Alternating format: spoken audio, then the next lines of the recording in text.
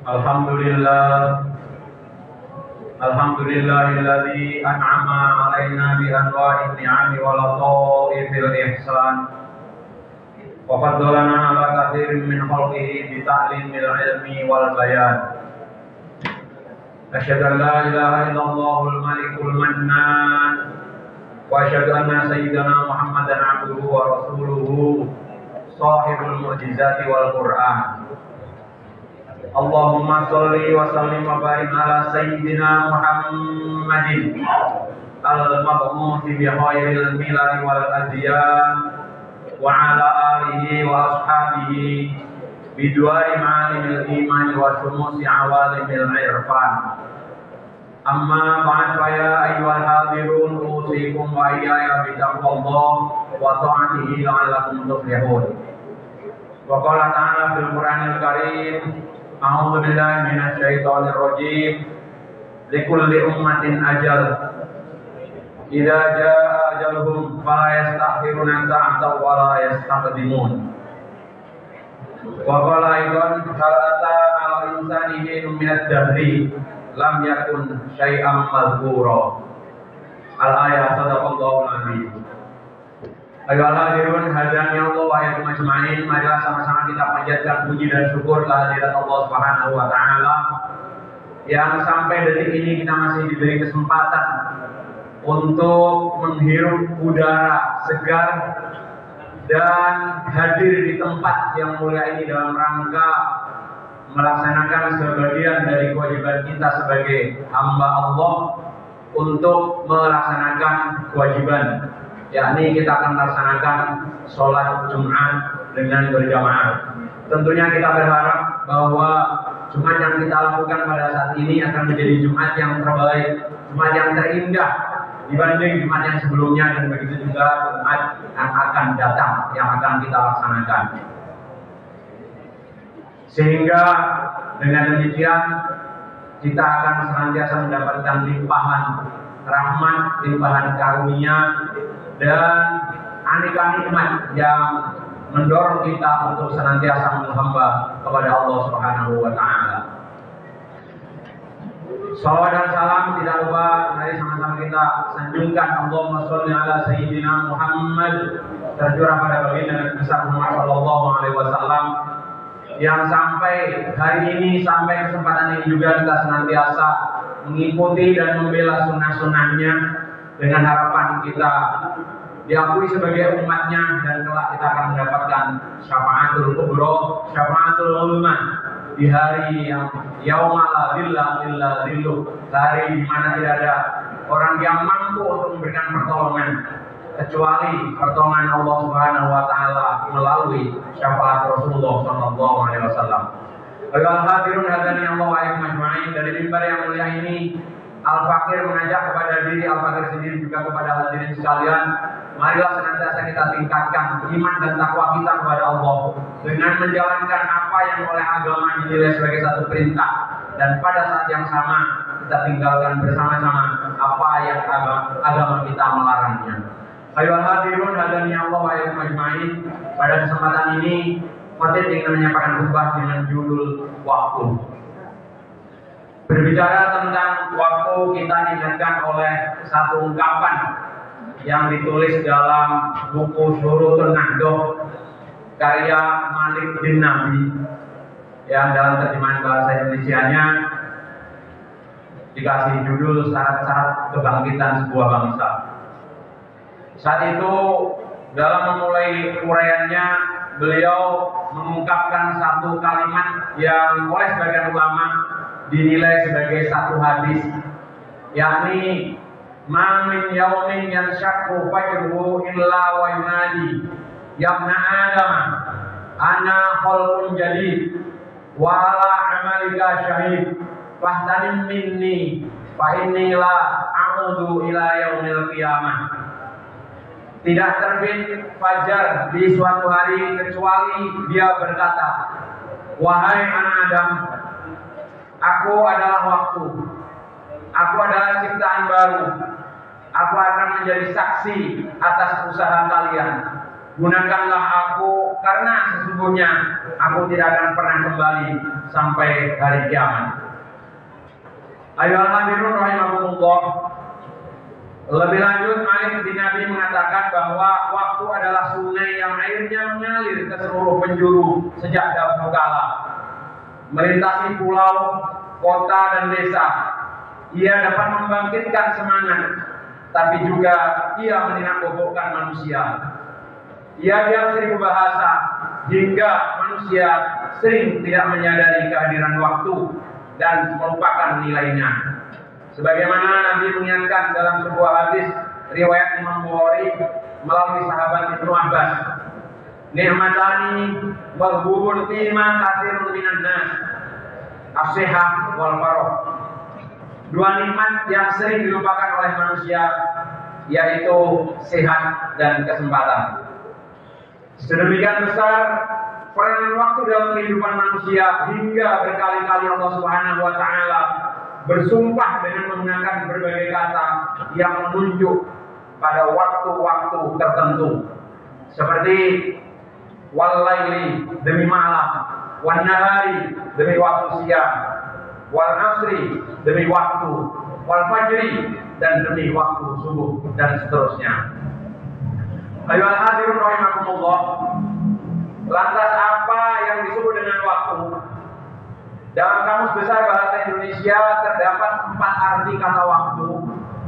Yang pertama, waktu diartikan sebagai seluruh rangkaian saat yang telah berlalu, sekarang, dan yang akan datang. Lalu yang kedua, waktu diartikan sebagai saat tertentu untuk menyelesaikan sesuatu. Kemudian yang ketiga, diartikan sebagai kesempatan, tempo, atau peluang.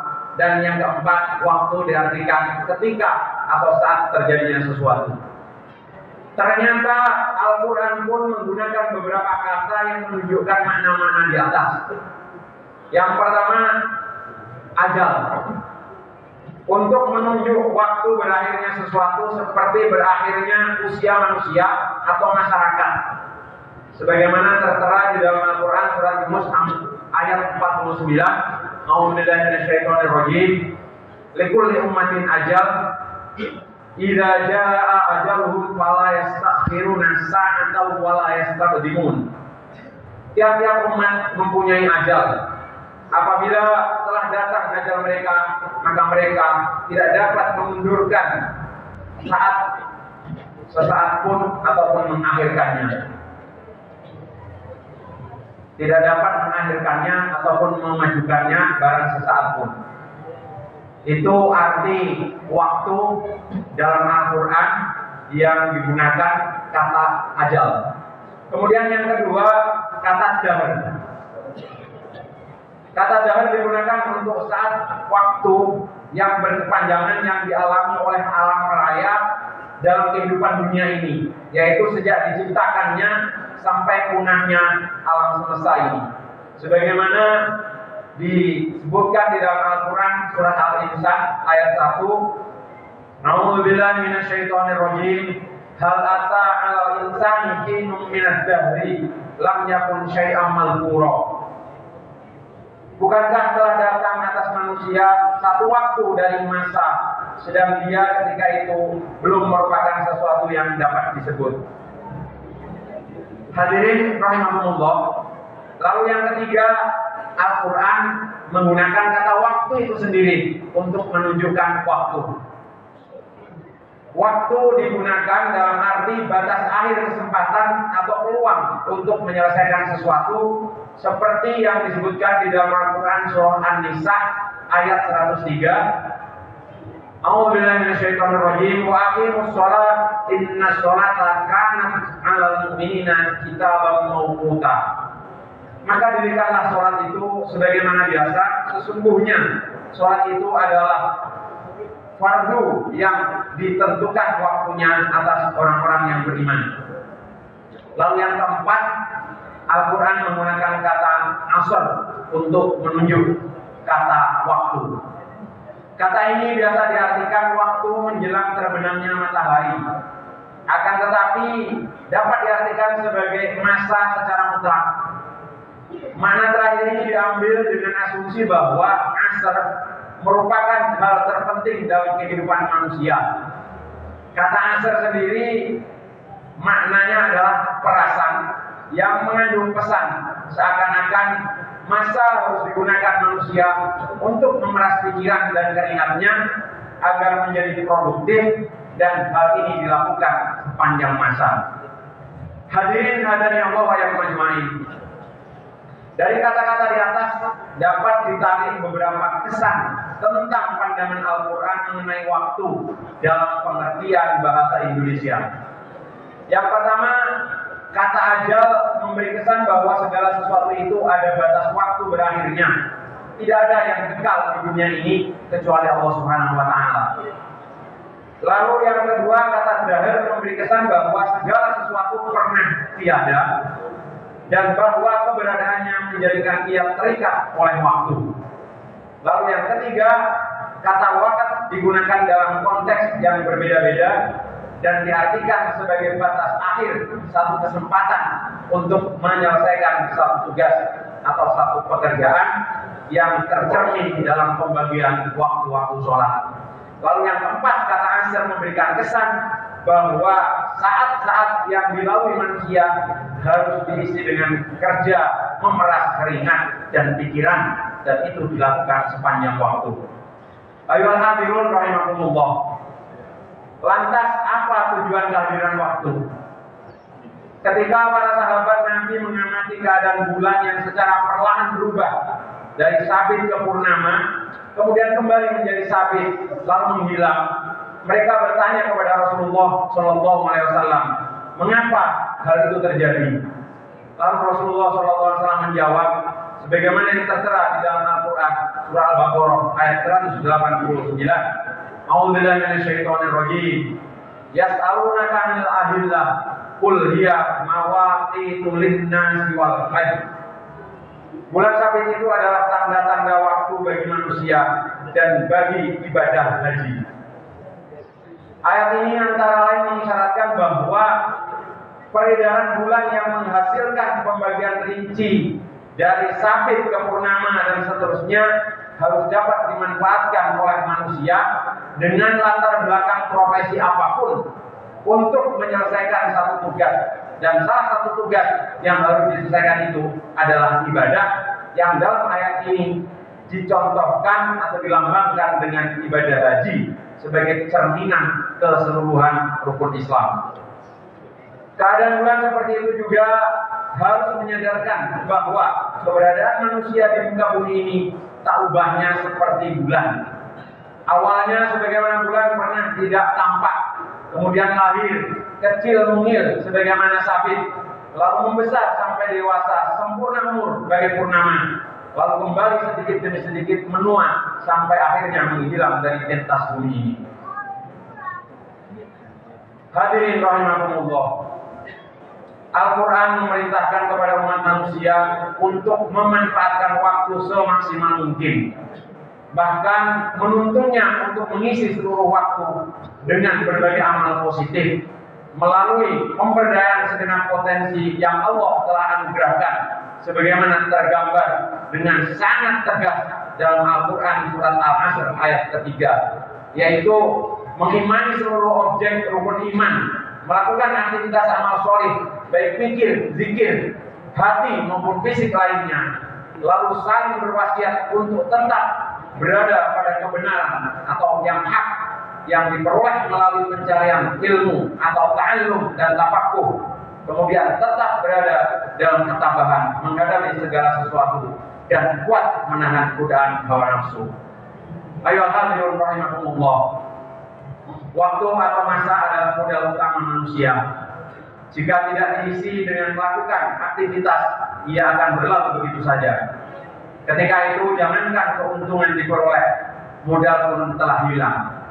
Sayyidina Ali karramallahu wajhah pernah mengatakan, "Ma fatakal yawma minal rizqi yurja godan audatuhu, wa ma fataka minal umri la yurja raj'atuhu."